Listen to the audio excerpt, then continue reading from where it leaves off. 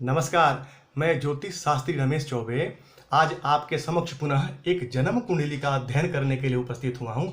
आज हम एक जन्म कुंडली का अध्ययन करेंगे, हम और आप मिलकर करेंगे। ये एक महिला की कुंडली है और इनके कुछ प्रश्न हैं, उन प्रश्नों का जवाब देंगे। सबसे पहले हम जानते हैं इनके जन्म की तारीख।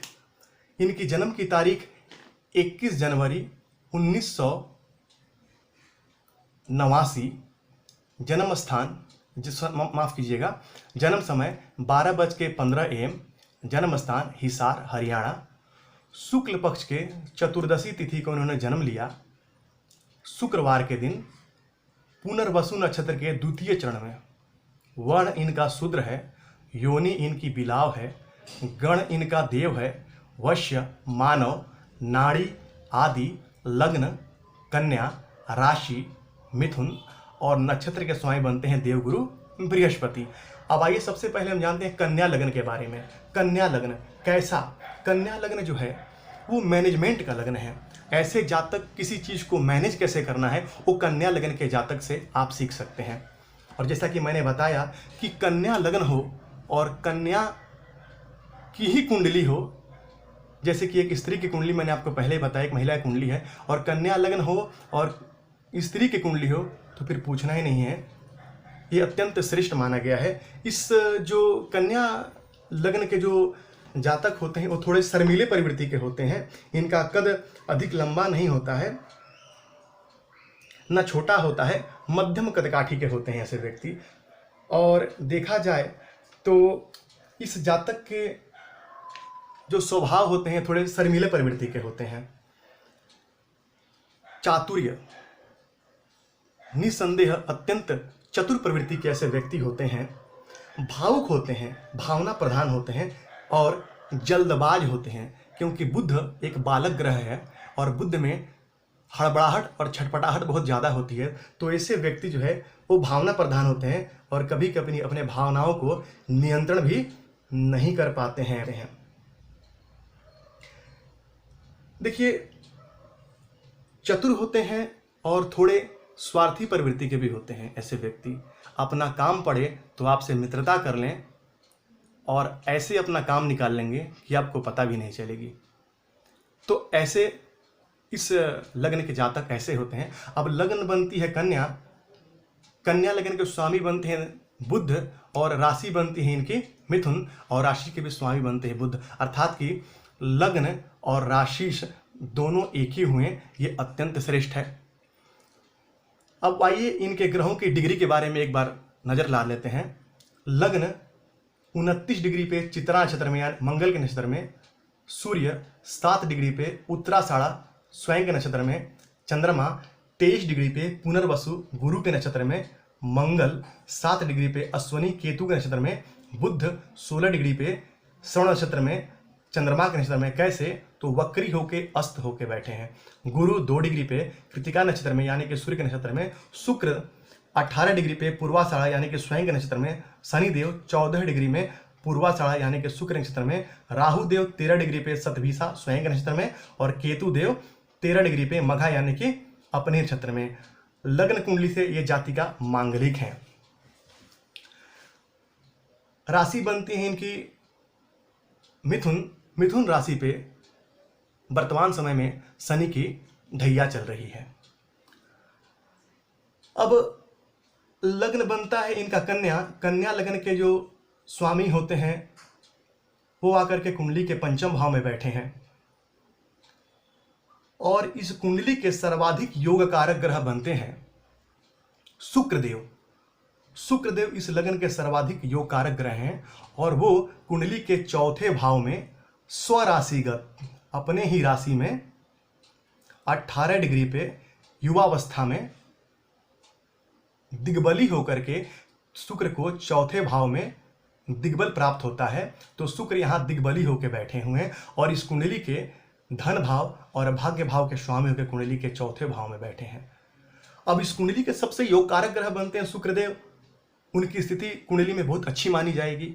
धन भाव का स्वामी यदि सुख भाव में बैठ जाए और भाग्य भाव का स्वामी यदि सुख भाव में बैठ जाए तो जातक निसंदेह भाग्यवान होता है और अपने जीवन में हर प्रकार के सुख समृद्धि को अर्जित कर लेता है। उसे जिंदगी में हर प्रकार की सुख समृद्धि प्राप्त हो जाती है। अब देखा जाए तो लगन 29 डिग्री पे मृतक प्राय, लगन के पास बलाबल नहीं, और लगनेश भी 16 डिग्री पर वक्री होकर अस्त हैं, अर्थात इनके पास भी इनकी स्थिति बहुत अच्छी नहीं कही जाएगी। वक्री होकर अस्त गए, बलाबल में थोड़ा कमजोर हो गए। अब इस कुंडली के तीसरे योग कारक ग्रह बनते हैं शनिदेव, जो इस कुंडली में पंचम भाव और छठे भाव के स्वामी हैं। शनिदेव की एक राशि पंचम भाव में होने की वजह से, त्रिकोण में होने की वजह से योग कारक हैं और कुंडली के चौथे भाव में बैठे हैं। अब जैसा कि मैंने आपको बताया कि इनको वर्तमान समय शनि की 7.5 चल रही है, ढैया, क्षमा कीजिएगा, शनि की ढैया चल रही है। और शनि की जब भी दृष्टि चंद्रमा पे हो और शनि की ढैया इत्यादि चले तो जातक मानसिक रूप से थोड़ा चिंतित, मानसिक परेशानी जातक को अवश्य ही मिलता है। जातक मानसिक रूप से थोड़ा परेशान रहता ही रहता है। अब इन्होंने मुझसे कुछ प्रश्न किए हैं। इनका सवाल यह है कि क्या मुझे सरकारी नौकरी मिलेगी। अब ये सबसे पहले बता दूं कि इन्होंने बीएससी तक की शिक्षा की और ये नर्सिंग के क्षेत्र में है। इन्होंने नर्सिंग की पढ़ाई की है और उसी में अपना कैरियर बनाना चाहती हैं। और इनका सवाल ये भी क्या मुझे सरकारी नौकरी मिलेगी। देखिए, सबसे पहले तो इनके कुंडली में सूर्य जो हैं वो कुंडली के पंचम भाव में बैठे हैं। सूर्य कुंडली में सरकारी नौकरी के कारक होते हैं और वो व्यय भाव के स्वामी हुए कुंडली के पंचम भाव में बैठे हैं। और पंचम भाव के दोनों तरफ, एक तरफ शनिदेव एक तरफ राहुदेव बैठ करके यहाँ पे पाप कर्तरी दोष बना रखे हैं। अतः जातक को शिक्षा से संबंधित थोड़ी बहुत उतार चढ़ाव देखनी पड़ेगी, क्योंकि चलित चक्र में इनके ग्रहों की कुछ स्थितियाँ चेंज है, कुछ बदली हुई हैं। राहुदेव छठे के बदले यहाँ पे पंचम भाव का फल दे रहे हैं और रवि और बुध, सूर्य और बुध कुंडली के चौथे भाव के और शनिदेव पराक्रम भाव के, मंगल यहाँ पे सप्तम भाव के और देवगुरु बृहस्पति यहाँ पे अष्टम भाव का फल दे रहे हैं। जैसे कि मैंने आपको बताया कि जातक लग्न कुंडली से मांगलिक है और सप्तम भाव के दोनों तरफ पाप कर्तरी दोष लगा हुआ है, लगन दोनों तरफ पाप ग्रह बैठे हैं। अतः सप्तम भाव भी पाप कर्तरी दोष में है और पंचम भाव भी पाप कर्तरी दोष में है। अब शनिदेव यहाँ पे चौथे भाव में क्षेत्र के कारक हो जाते हैं और यहाँ बैठ के जातक को, शुक्र की स्थिति भी यहाँ पे अच्छी है और शनिदेव भी यहाँ बैठे और जातक को भूमि, वाहन, मकान इत्यादि जिंदगी में हर प्रकार के सुख देंगे। जातक हर प्रकार के सुखों को पाएगा। शनिदेव की तीसरी दृष्टि पड़ेगी कुंडली के छठे भाव में, जो उनका स्वयं का घर है, तो जातक के रोग तो होंगे लेकिन जातक उन रोगों से मुक्ति भी पा जाएगा। सप्तम दृष्टि पड़ेगी कुंडली के दसम भाव पे, जो मित्र दृष्टि है, तो जातक कर्म क्षेत्र में उन्नति करेगा, कर्म क्षेत्र में नाम कमाएगा। वहीं शनिदेव की 10वीं दृष्टि पड़ेगी कुंडली के लग्न पे। अब शनि की दृष्टि यदि लग्न पे पड़ गई तो आपको जिंदगी में एक चीज सीखना पड़ेगा, धैर्य। आपको आपके एक दिन के काम 10 दिन में होंगे, आपके 2 दिन के काम 20 दिन में होंगे, यानी कि आपके हर कार्य में विलंब होगा, हर कार्य में आपके विलंबता आएगी। वही होगा जो आप चाहेंगे, लेकिन तब नहीं होगा जब आप चाहेंगे। हर कार्य में आपके विलंब आएगी, हर कार्य आपसे लेट होगा, क्योंकि शनिदेव यहाँ योग कारक हैं। अतः देंगे सब कुछ, लेकिन कब? तो जब आप बिल्कुल थक जाएंगे, बिल्कुल हार मान जाएंगे, तब जब ये सोचेंगे, ये न्यायाधीश हैं, जब इनको लगेगा कि हाँ अब व्यक्ति उसके पात्र हो गया है, तो अपने आप आपको प्रदान कर देंगे। अब देखिए, सूर्य व्यय भाव के स्वामी होकर पंचम भाव बैठे हैं, पंचम भाव को पाप करते हुए दोष लगाए। हालांकि देवगुरु बृहस्पति की 9वीं दृष्टि पंचम भाव पे पड़ रही है। संतान को लेकर थोड़ी बहुत समस्या आ सकती है, संतान संबंधी समस्या, यानी कि गर्भपात इत्यादि होने की संभावना यहाँ पे है, लेकिन संतान होगा अवश्य। वहीं यदि राहु की बात करूं तो राहु देव यहाँ पे कुंडली के छठे भाव में बैठ करके और इस कुंडली के में योग कारक हो जाते हैं, क्योंकि कन्या राशि को वो अपना स्वयं की राशि मानते हैं। अतः राहु देव यहाँ छठे भाव में बैठ के इनके शत्रु चाहे कितने भी हो जाएं, शत्रुओं का दमन करेंगे, शत्रुहंता योग बनाएंगे और इनके समक्ष कोई भी शत्रु टिक नहीं पाएंगे। शिक्षा इनकी संपूर्ण हुई विघ्न बाधाओं से, थोड़ी बहुत रुकावट से, लेकिन अच्छी हुई शिक्षा। अब जैसा कि मैंने आपको बताया कि अष्टम भाव में मंगल देव का बैठना और केतु की 9वीं दृष्टि का मंगल पे पड़ना जातक को चोट चपेट दुर्घटनाओं से थोड़ा सावधान रहना चाहिए। जातक को वाहन इत्यादि चलाते वक्त थोड़ा ध्यान रखना चाहिए, नहीं तो चोट चपेट इत्यादि लगने की संभावना इनके कुंडली में बनती है। अब वहाँ केतु देव की 5वीं दृष्टि पड़ेगी कुंडली के चौथे भाव पे, जो थोड़ी बहुत पारिवारिक कलह, थोड़ी बहुत समस्या देंगे, माँ के स्वास्थ्य इत्यादि में थोड़ी परेशानी देंगे। लेकिन चंद्रमा चौथे भाव में, चंद्रमा दिग्बली हो जाते हैं और माँ के कारक होते हैं और चौथे भाव पर उनकी 7वीं दृष्टि पड़ती है। अतः विशेष कोई समस्या नहीं होगी, इससे उनको मुक्ति मिल जाएगी। शुक्रदेव और चंद्रदेव की जो संबंध, जो आमने सामने का जो संबंध है, ये बड़ा श्रेष्ठ माना जाएगा। चंद्रदेव कुंडली के कर्म भाव में बैठ के कार्य क्षेत्र में थोड़ी बहुत परेशानियां तो लाएंगे, कार्य क्षेत्र में थोड़ी बहुत उतार चढ़ाव तो देंगे, लेकिन सारे सुख ये अर्जित कर पाएंगे। इनके जिंदगी में इनको हर प्रकार के भूमि से, वाहन से, हर प्रकार के सुख इनको प्रदान होगा, क्योंकि इस कुंडली के योग कारक ग्रह जो है वो शुक्रदेव हैं। स्वराशि में, क्षमा कीजिएगा, कुंडली के चौथे भाव में दिग्बली होकर स्व नक्षत्र में यानी खुद एक नक्षत्र में बैठे हैं, ये बड़ा ही श्रेष्ठ है।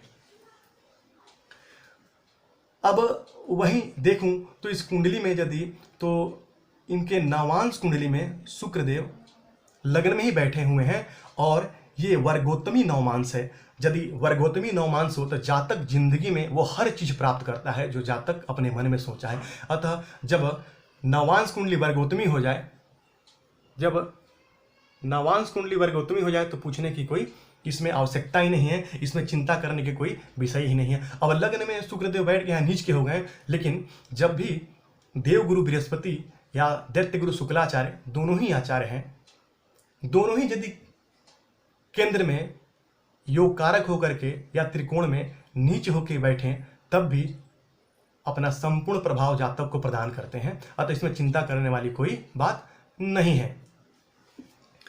लेकिन फिर भी यहाँ पे नीच होने की वजह से थोड़ा बहुत उनके प्रभाव में कमी अवश्य आएगी। वहीं पे इनकी कुंडली में, जैसा कि मैंने आपको बताया कि दूसरे योग कारक ग्रह शनिदेव पंचम पति हुए कुंडली के व्यय भाव में, और पंचम भाव में गुरु और राहु का चंडाल दोष, गुरु चंडाल दोष बना हुआ है, अर्थात शिक्षा में थोड़ी बहुत रुकावट और संतान संबंधी समस्या, प्रथम संतान गर्भपात होने की पूरी संभावना यहाँ पे नवांश कुंडली में भी हम देख सकते हैं। वहीं सप्तम भाव में सूर्य बैठे हैं। अब सूर्य जब भी सप्तम भाव में बैठेंगे दाम्पत्य जीवन में थोड़ा ईगो प्रदान करेंगे, थोड़ी समस्या देंगे, लेकिन चिंता करने की बात नहीं है, क्योंकि सप्तम भाव का यहाँ पे स्वामी लग्न कुंडली में जाकर के कुंडली के भाग्य भाव में बैठा हुआ है। वो सुख भाव के भी स्वामी हैं, वो भाग्य भाव में बैठे हुए हैं। अतः जातक का भाग्य उसके विवाह के उपरांत ही जागृत होगा, जातक का भाग्योदय विवाह के बाद ही होगा। और इन्होंने, जैसा कि मुझे बताया कि विवाह के बाद ही इन्होंने सारी शिक्षाएं संपूर्ण की। इन्होंने हर प्रकार की जो भी इनके नर्सिंग इत्यादि के जितने भी कोर्स हैं विवाह के बाद इन्होंने संपन्न किया। तो ये उस हिसाब से बहुत अच्छा है। देखा जाए तो दिग्बल में देवगुरु बृहस्पति के पास बलाबल भी है और सूर्य के पास भी बलाबल है। अब सूर्य देव जो है यहाँ पे कुंडली के पंचम भाव बैठे हैं। अब काल पुरुष के कुंडली में कुंडली के पंचम भाव में सूर्य की ही राशि आती है। अतः जातक यदि चेष्टा करे, जातक यदि कोशिश करे तो निस्संदेह ही सरकारी नौकरी प्राप्त करेगा। लेकिन जातक को मेहनत करना पड़ेगा, क्योंकि शनिदेव बिना मेहनत के कुछ भी नहीं देते हैं, खास तौर पर जब लग्न पे उनकी दृष्टि हो। वहीं बुध देव कुंडली के नवम भाव में बैठे हैं, भाग्य भाव में बैठे हैं, लग्नेश होकर भाग्य में बैठे हैं, यानी कि जातक भाग्यवान होगा। वहीं पे चंद्रदेव उच्च के बैठे हैं, आय भाव के स्वामी होकर भाग्य में बैठे हैं, यानी कि जातक का जो आय है उसके भाग्य से संबंध बना के बैठा है, तो जातक निस्संदेह जीवन में आय कमाएगा। वहीं मंगल देव कुंडली के नवांश कुंडली के 10वें भाव में बैठे हुए हैं, जो कुल दीपक योग बनाते हैं। 10वें भाव में बैठ के मंगल देव दिग्बली हो जाते हैं, इनको दिग्बल प्राप्त हो जाता है, तो ये बहुत अच्छा। वहीं लग्न कुंडली में 8वें भाव में बैठ करके मंगल देव जातक को दीर्घ आयु प्रदान करेंगे। जातक दीर्घ आयु होगा, लेकिन बस वही चोट चपेट इत्यादि से इनको सावधान रहना चाहिए। अब जैसे कि मैंने आपको बताया कि कुंडली हर लिहाज से अच्छी, वर्तमान समय में उनको बुध की महादशा चल रही है, जो 13 अप्रैल 2019 से लेकर के 13 अप्रैल 2036 तक चलेगी। और देव और बुध देव इस कुंडली में लग्नेश और कर्मेश होकर कुंडली के 5वें भाव में बैठे हुए हैं और सब कुछ प्रदान करेंगे, अपनी दशा में सब कुछ प्रदान करेंगे, जो जातक को चाहिए सब कुछ प्रदान। तो सवाल ये है कि जब कुंडली में योग कारक दशा भी चल रही है, फिर भी जातक को संघर्ष क्यों करना पड़ रहा है, जातक को नौकरी के लिए नित्य प्रयत्न और संघर्ष क्यों करना पड़ रहा है? तो मैं बता दूं आपको कि यदि आपके लग्न या लग्नेश बलहीन हो गए, यदि आपके लग्न या लग्नेश के पास यदि बलाबल में कमी है, तो जातक के जीवन में समस्या उत्पन्न अवश्य होती है। जैसा कि मैंने आपको बताया कि 29 डिग्री पे लग्न मृतक अवस्था में और बुध लग्नेश होकर के वक्री होकर के अस्त हो गए हैं। हम यहाँ पे यदि लग्नेश के बलाबल दें, यदि लग्नेश को हम मजबूत करें, तो निस्संदेह जातक को लाभ दिलाया जा सकता है। निस्संदेह जातक अपने सारे सुखों को प्राप्त कर सकता है और उन सभी क्षेत्रों में जिसमें जातक की रुचि है, निसंदेह नाम कमा सकता है। अब मैंने यहाँ पे एक योगिनी दशा का भी वर्णन किया है। संकटा की दशा चल रही है इनको, राहु की दशा, जो 16/6/2015 से 16/6/2023 तक ये संकटा की दशा राहु की दशा होती है। और राहु इनके कुंडली के 6ठे भाव में बैठे हुए हैं, ये अच्छा। लेकिन राहु की योगिनी दशा में राहु थोड़ी बहुत परेशानी तो अवश्य देंगे, क्योंकि कोई भी ग्रह चाहे कितना भी अच्छा हो या बुरा हो, अपना नैसर्गिक गुण कभी नहीं छोड़ता है। जो उसका नैसर्गिक गुण है वो जातक को अवश्य प्रदान करता है। मति भ्रम करेंगे, चित्त भ्रमित करेंगे, वो अपना काम तो करेंगे ही करेंगे। तो कैसे, किस प्रकार से जातक को हम लाभ दिला सकते हैं? देखिए, सबसे पहले इनको बुध का रत्न पन्ना 7-8 रत्ती का, लगभग 7-8 रत्ती का पन्ना बनवा के बुधवार के दिन अपनी छोटी उंगली में धारण करें और बुद्ध के बीज मंत्र का ओम ब्राम ब्रीम ब्रौम शह बुधाय नमः का नित्य 108 बार जाप करें। वहीं भगवान गणेश की आराधना करें और ओम गंगणपतये नमः मंत्र का जाप नित्य 3 माला करें। साथ ही गणेश भगवान को बुधवार के दिन दुर्वा अर्पित करें, 11 या 21 दुर्वा, और प्रत्येक दुर्वा अर्पित करते वक्त ओम गंगणपतये नमः इस मंत्र का जाप करें, अत्यंत श्रेष्ठ होगा। वहीं शुक्र का रत्न ओपल भी ये धारण कर सकती हैं, क्योंकि ये शादीशुदा हैं तो इसमें कोई दिक्कत नहीं आएगी। तो इनको 10 या 12 रत्ती का ओपल इनको धारण करना चाहिए। इससे इनको धन भाव और भाग्य भाव और साथ ही सुख भाव का लाभ प्राप्त होगा।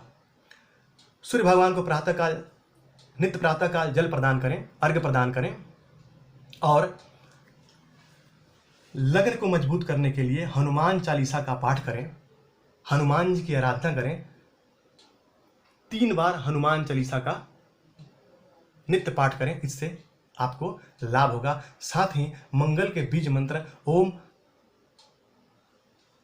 क्राम क्रीम क्रौम शह भौमाय नमः इस मंत्र का भी आप जाप कर सकते हैं।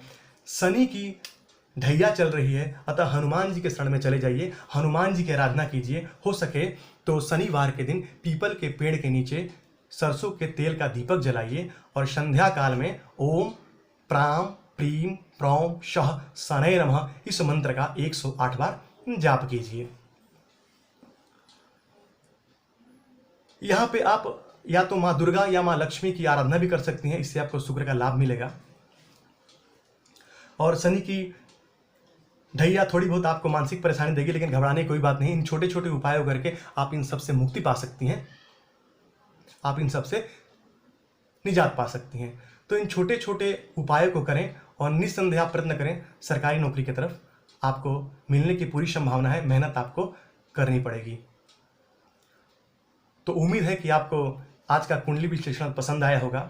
यदि आपको पसंद आया है तो कमेंट में जा करके अपना विचार लिखें, और साथ ही यदि आप मुझसे अपना कुंडली विश्लेषण करवाना चाहते हैं या कुंडली के बारे में अपने जानना चाहते हैं तो कमेंट बॉक्स में जा करके और अपना 1 या 2 प्रश्न लिखें, अपना डेट ऑफ बर्थ, प्लेस और टाइम लिखें। मैं कमेंट के माध्यम से आपके सवालों का जवाब दूंगा। आज के लिए इतना ही। नमस्कार।